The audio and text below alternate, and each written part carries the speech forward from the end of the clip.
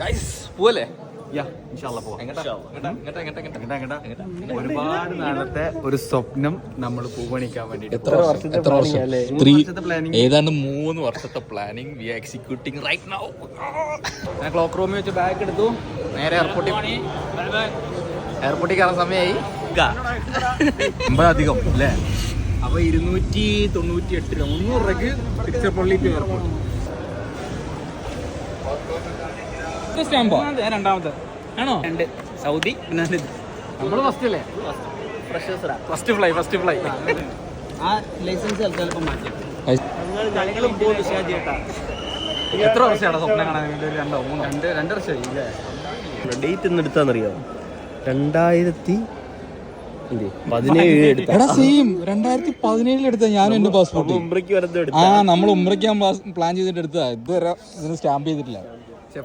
നമ്മള് നേരത്തെയാണ്, അങ്ങനെ വരാൻ വഴിയില്ലല്ലോ. നിങ്ങൾ കുറച്ച്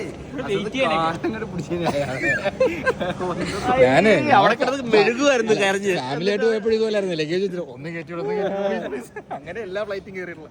ഇപ്പൊ പറയാം സാർ നിങ്ങൾ ரொம்ப നേരത്തെ എത്തിയിருக்கு, കൊഞ്ചം വെയിറ്റ് പണ്ടെന്ന് തോന്നുന്നു.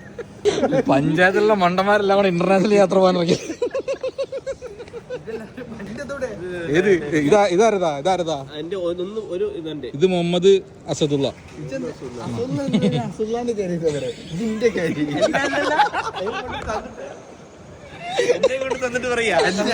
അമീർ മൂഡ് സിംഗ് ആദ്യം പറയും വെക്കണ്ടെന്ന്, പിന്നെ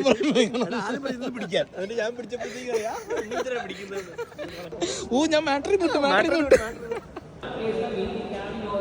സ്കൂട്ടിന് ബോർഡിങ് സ്റ്റാർട്ടായി. Boarding to Kuala Lumpur. കണക്ഷൻ ഫ്ലൈറ്റാണ്. കോലാലംപൂർ ഇറങ്ങി ഒരു 6 hours ലേ ഓവർ ഉണ്ട്. അവിടെ നിന്നാണ് പിന്നെ ഡെൻപസറിലേക്കുള്ളത്. ഡെൻപസറല്ല, സുരബായിക്കുള്ളത്. First international flight. വേഗം പോകാൻ സീറ്റ് കിട്ടൂല.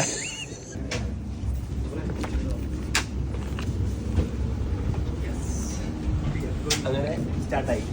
യെസ് സ്കൂട്ടി കയറി നമുക്ക് സ്കൂട്ടാവും.